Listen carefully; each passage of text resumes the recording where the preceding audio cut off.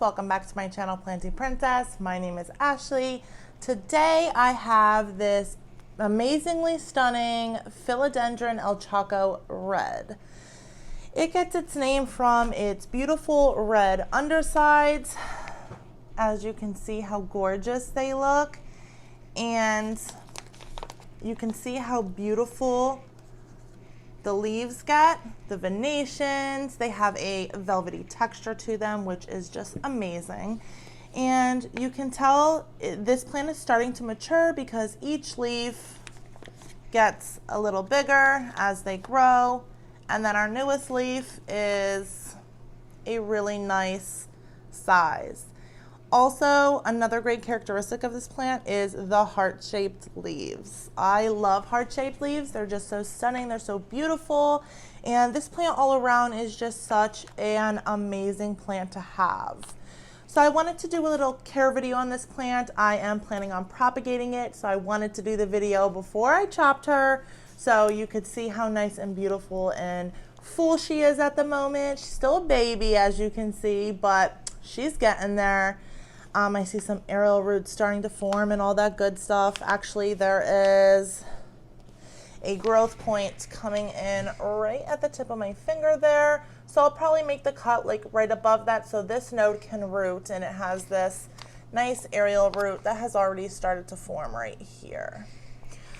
So this plant has been a pretty easy care plant for me so far. Haven't had it for an extended period of time, but I have had it for a few weeks now, a month, 2 months, something like that. I'm not sure the exact date, but I have had it for a little bit to kind of figure out the care and get this girl going. This plant does do better in a higher humidity than a lower humidity.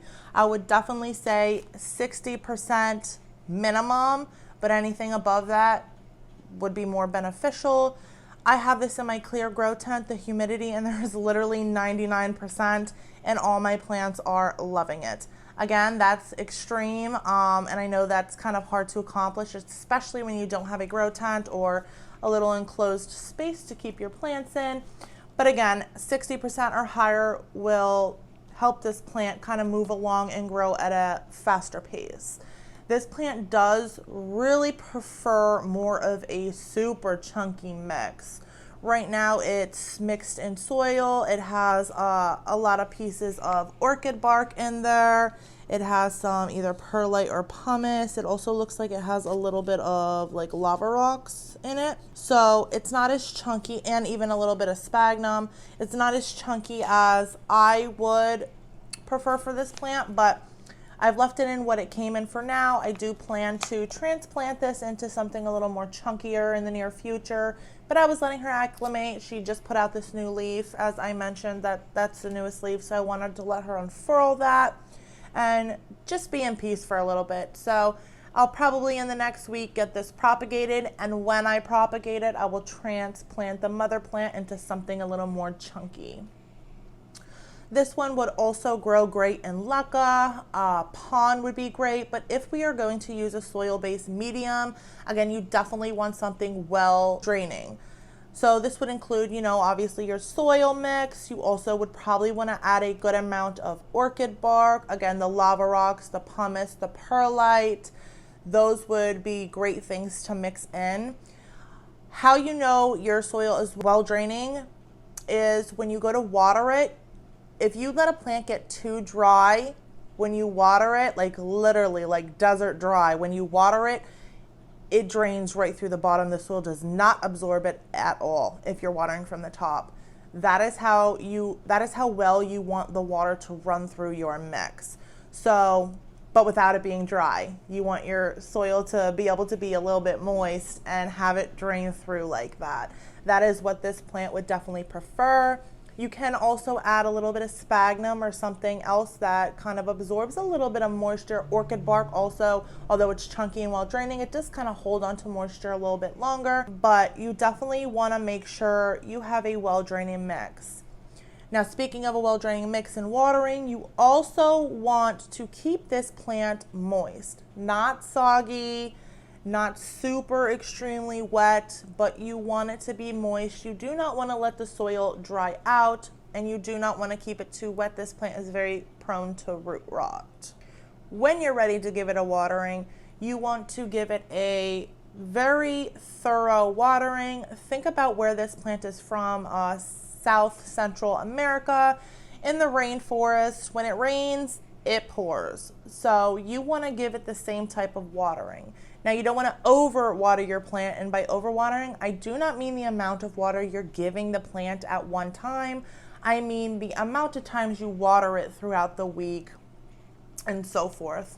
So if you're able to water this plant once a week without the soil getting dry but without remaining too wet, you definitely want to make sure you're giving it a good thorough soaking, and then let that soil drain out.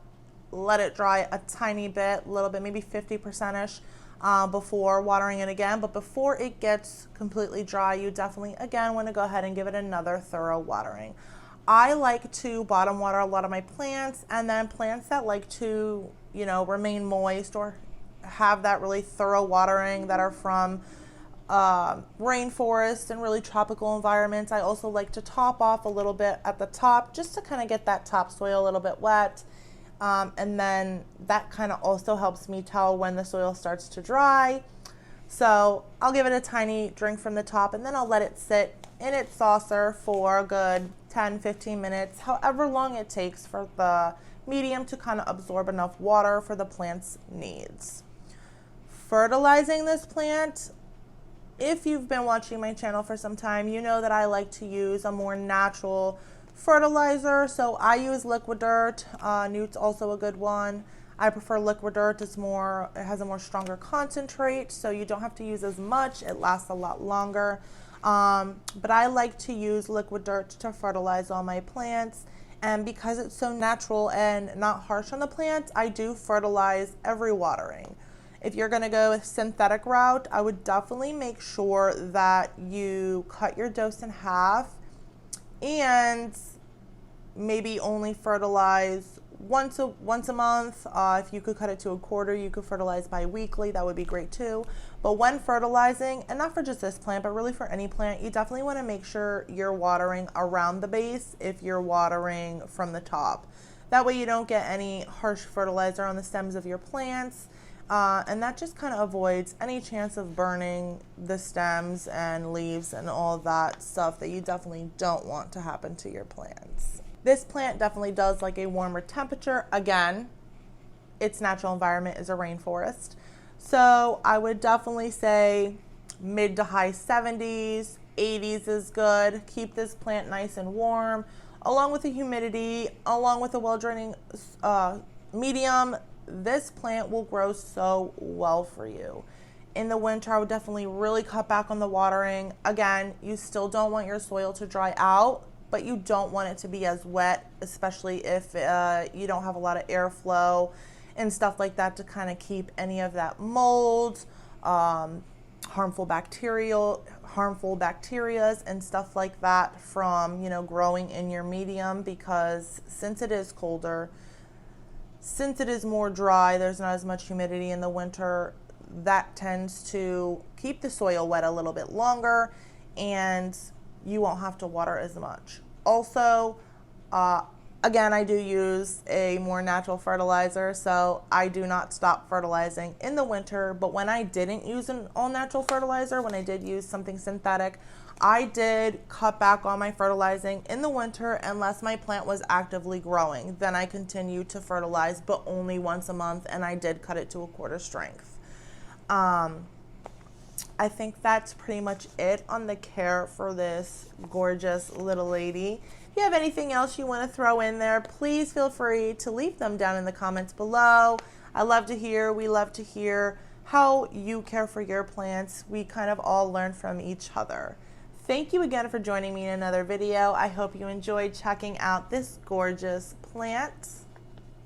Don't forget to like, comment, and subscribe if you're interested in the content I provide. And as always, every plant's a princess. Bye.